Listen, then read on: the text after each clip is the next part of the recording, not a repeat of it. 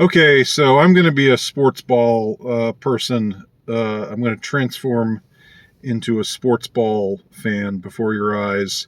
And I know some of you just can't stand anything that faintly resembles or faintly gives off a whiff of sports ball fandom. So if you are one of those people, then feel free not to watch this video. Earlier in the year, I recorded a video about why the Atlanta Braves should not change their name, should not change their team name,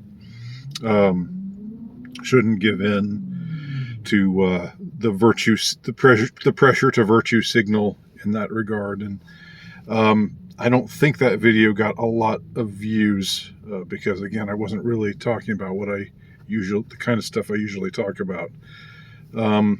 But as you might know, if you follow baseball, last night, the Atlanta Braves won the World Series, and this is the second time that this has ever happened in my life, and I kind of had it sealed inside of me from when I was a little kid. I wouldn't call myself a big sports fan now by any stretch.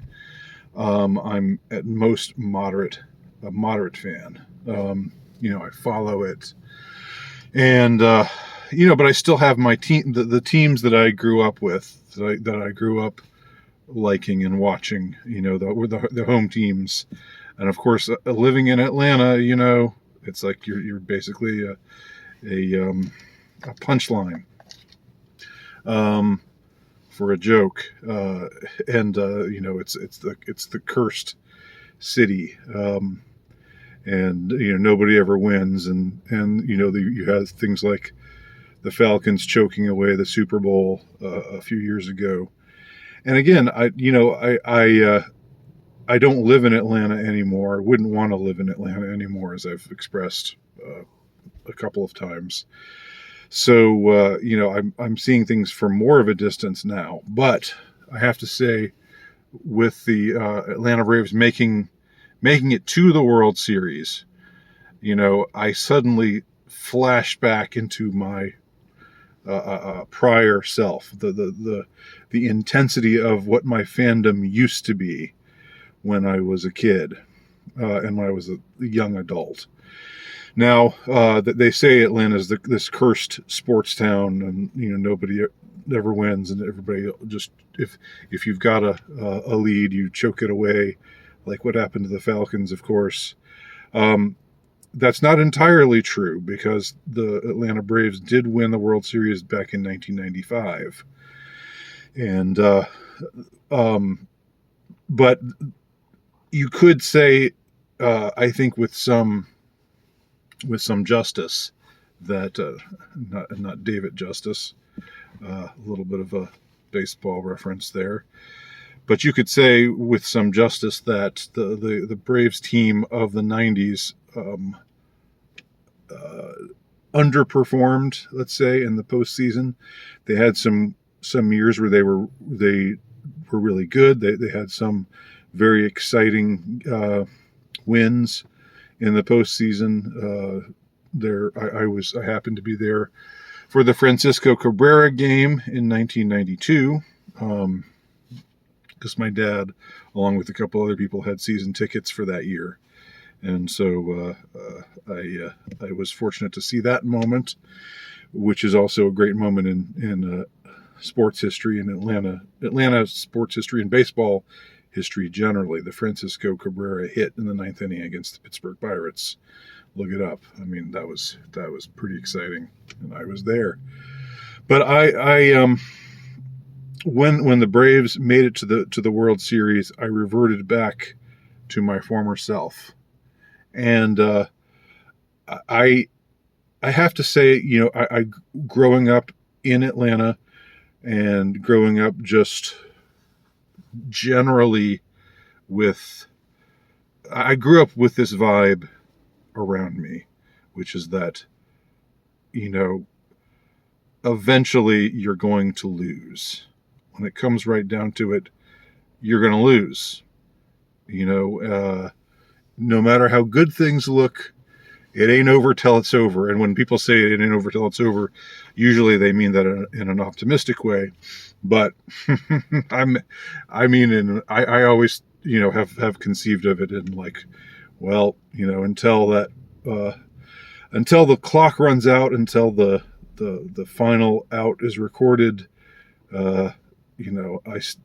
my bets are still on us losing.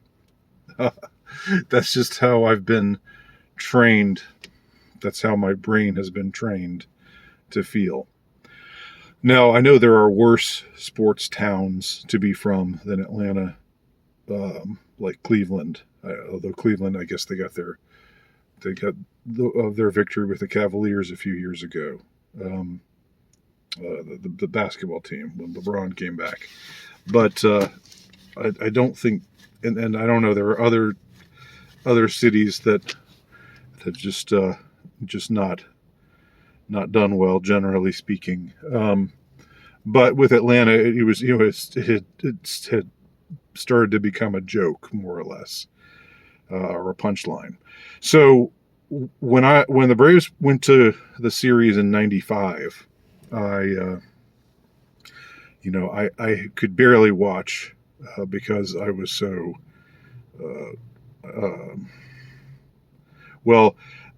it was painful.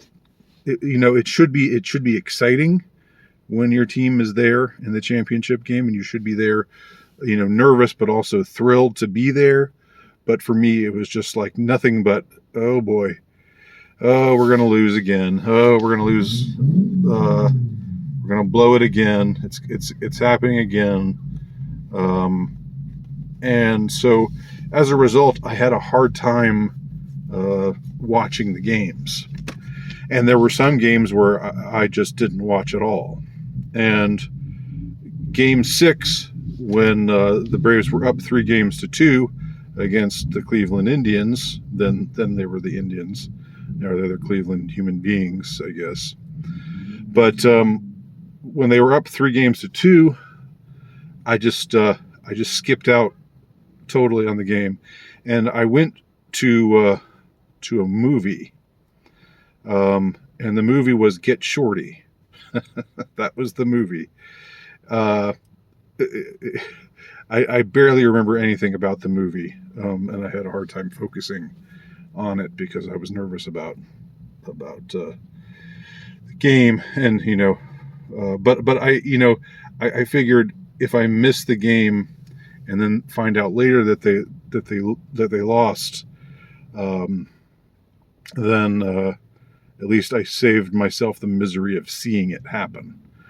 Now, the downside of that is that I also cut myself off from the joy of seeing them win, which is what they did. They actually won that game, and they won the World Series that year in 1995. That was the last time that they were world champions. But I have to say, I don't regret the decision that I made to go to see Get Shorty, the movie. And I remember the movie. I was only marginally interested in it, and like I said, barely remember anything about it now. I looked it up last night, and oh yeah, John Travolta was in that. I didn't even remember that. So I bring this up because last night the Braves were up 3-2 again, and I thought, I can't handle this. I've got to just get out. I'm not going to watch this game. I'll wait till it's over, but I can't just sit around waiting till it's over. I have to get out and maybe have something. I'll go see a movie again, just like I did in 1995, and maybe that'll bring forth this pleasing synchronicity. Last time it was Game 6, they were up 3-2. I saw a movie, got out of the movie, turned on the radio, and found out that they had won, and people were celebrating their World Series victory. So this time, The movie that I chose to see was Paul Thomas Anderson's The French Dispatch. No, Wes Anderson's The French Dispatch, sorry. And I was more interested in the movie this time around. But but I thought, it would have been a movie that I would have been wanting to see anyway. So in a way, I was wasting the night watching this movie when I knew I wouldn't be able to really focus on it. But I remember thinking to myself, okay, let's let this symmetry happen again.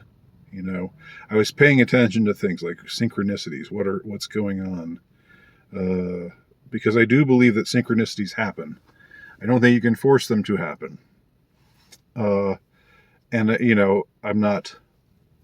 don't think of myself as superstitious, although in this case I was duplicating the exact behavior that I exhibited last time I got a good result from an Atlanta team, or from the Braves. So I went to see The French Dispatch, rather later show, and then I thought to myself, do I really? All the time I was watching the movie, it's a good movie if you like Wes Anderson and his hijinks and his aesthetic, and maybe it's definitely contrived, but that's the whole point of it. It's sort of, it is what it is. It's just Wes Anderson doing his Wes Anderson stuff. But all the while, I have to say I had this sinking feeling, because I was thinking, oh boy, they're losing. They're going to lose. I'm going to tune in and I'm going to find out that they lost. And in 1995, I didn't have internet. I didn't have a smartphone. I was probably better off that way because of all the mischief that goes on with smart technology. And I'll probably end up getting rid of this smartphone at some point. I just don't know when. Some point in the indeterminate future when I go off the grid. But now I'm carrying around the internet was around in 95, but it was in very, very primitive form. But now I'm carrying around the internet, in my pocket with me, like most of us are, or many of us are these days. And I didn't just want to go and look up the game and see Braves stumble again. Game series tied 3-3. Game 7 tomorrow. I didn't want to do that. I thought, well, I'll start driving home, and the theater was some distance away from where I live, some 15 miles or so. So last time I found out on the radio. So let me just turn on the radio and see what happens. And I turned on the radio to the Atlanta station, which AM 750, which is one of those stations that you can hear when it's nighttime. You can hear from hundreds of miles away. It's got that much. What do you call it?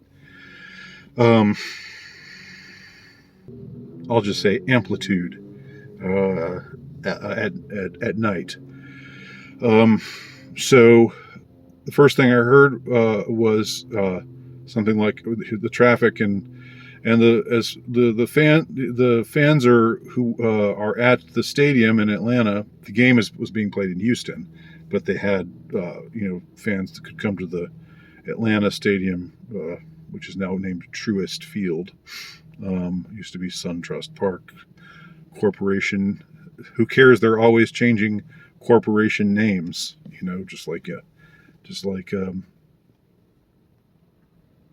Jefferson Starship said in 86 or so. but the announcer said, well, I think the people who are there are going to be there a while just to soak this in. And that was when I realized, shit, they must have won. Because otherwise, what would the announcer mean by they're going to stay there a while to soak this in? So then I switched to another station, and it dawned on me that they had won. And I found out all the details, presently after that. And so now, I'm reminiscing. Today I've been reminiscing. Today I've been thinking about the last time this happened. The last time the Atlanta Braves won the World Series was 1995. I was 24 years old. And I was in ecstasy for the next maybe week or so. You could do nothing to me that would put me in a bad mood. I was that happy. I was that at peace with the world. It sounds really funny. It sounds really crazy. And I'm sorry to report that I have less of that feeling now. I'm still, definitely happy that it happened. Happy that we won, and happy, that I can put this in the ledger of victory, because of victories that I have experienced. And I know that it's a weird thing when you're just a fan to think, oh, this is me, this team is me somehow, but it's what happens. What was that movie from a few years ago? Was it called Big Fan? I think, if I'm thinking of the same movie, about an obsessed fan who goes to. There's actually two movies that I'm thinking of that fit the same description. I can't think of the actor who's in one of them, but the better of the two movies is the one I'm thinking of right now, where it's this guy who's a fanatical fan of the. It's either of the Philadelphia Eagles or the New York Giants. I think it's of the New York Giants. I think that so anyway, and then there's another movie with Robert De Niro and Wesley Snipes, where Wesley Snipes is playing this Barry Bonds-esque kind of figure. Both of these are about obsessed sports fans, but anyway, it's weird. I get, and then this is what all the people who hate sports ball, who mock sports ball fans, the things that they say, and there is some merit to what they say. That, oh, you just get so consumed with this team and you're not even doing anything. They don't even have anything to do with you. This team that you're rooting for, they don't even know you. These are just a bunch of guys. If you're rooting for your home city, most of them aren't even from your home city. And even if they are, what connection do you really have to them? And how are their successes or failures supposedly? What does that have to do with you, really? Right? And that's all of that is absolutely on the nose correct. But somehow, if it gets into you early, which it did with me, as a child, my dad took me. I'm not going to blame this on my dad, because it was a combination of my own chemical makeup, and it was nurture and nature both. So my dad took me to Hawks games and Braves games and Falcons games. And so most of the Atlanta teams were either mediocre or bad, and if they were good, they never really went anywhere. So It's not like, it's the very opposite of how it must have felt to grow up, being taken to Yankees games, let's say, or in the '90s being taken, if you were in Dallas and you were seeing those championships again and again and again, or if in New England, during the Brady years, how that must feel to win year after year after year, to be part of a dynasty, to be part of the fan base of a dynasty. Um, the Braves could have been a dynasty in the '90s, but they kept falling short in the playoffs. They'd always make the playoffs, but then either lose in the championship series or lose in the World Series, except the one year that they won the World Series. But anyway, so I realized that, with age comes, both good and bad, because I was more self-aware this time around. And I think, if the Braves had lost, I would, and then if they went on to lose Game 7, which everybody would, if they had lost last night, then it would be like, oh, it's the choke. The choke is happening. They were up 3-1, and they lost 2 in a row, and now they're gonna choke it away. That would be in the air everywhere. So I think if that had happened, I would have been more okay with it, unless it would have wouldn't have hurt me as deeply. But at the same time, I was just shocked and somewhat disappointed at how little progress I have made. Because once the World Series started, once it was World Series time, I was just like, man, I'm just so miserable right now.